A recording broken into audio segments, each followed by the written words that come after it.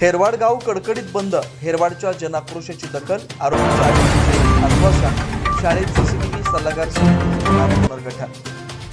हेरवाड हायस्कूलमधील शिक्षक अजित दिवटे यांच्या अटकेसाठी ग्रामस्थांनी उभारलेल्या तीव्र जनाक्रोशानंतर शाळा व्यवस्थापनाला महत्त्वाचे निर्णय जाहीर करावे. ग्रामसभेत करण्यात आलेल्या आंदोलनाच्या इशाऱ्यानंतर आयोजित बैठकीत फरारी आरोपी अजित दिवटे याला तातडीने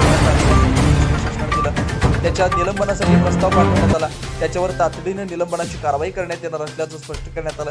आज दिवसभर ग्रामस्थांनी गावबंद ठेवून संबंधित शिक्षकांना झालेल्या बैठकीत शाळा प्रशासनाने विद्यार्थ्यांच्या सुरक्षिततेसाठी प्रत्येक वर्गात सीसीटीव्ही कॅमेरे बसवण्यात आल्याची माहिती दिली. शाळेची सल्लागार समिती पुनर्गठित करण्यात येणार आहे. यामध्ये गावातील पालकांना प्रतिनिधित्व देण्यात येईल. सरपंचांना पदसिद्ध सदस्य म्हणून समितीत सहभागी करून घेण्याचा निर्णय जाहीर करण्यात आला. बैठकीत ग्रामस्थांनी आरोपीला सहकार्य करून प्रकरण दडपण्याचा प्रयत्न करणाऱ्या इतर शिक्षकांना सहआरोपी करण्याची मागणी लावून धरली.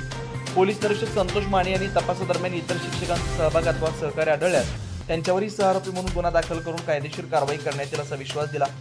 झालेल्या ग्रामसभेत आरोपीला तात्काळ अटक, संबंधित शिक्षकांची बदली, संस्था व्यवस्थापनावर कारवाई, शाळा बंद, गाव बंद, निषेध मोर्चा आणि अटक होईपर्यंत पोलीस ठाण्यासमोर ठिय्या आंदोलनाचा इशारा देण्यात आला होता. या पार्श्वभूमीवर झालेल्या बैठकीत महत्त्वाच्या मागण्यांबाबत चर्चा झाली.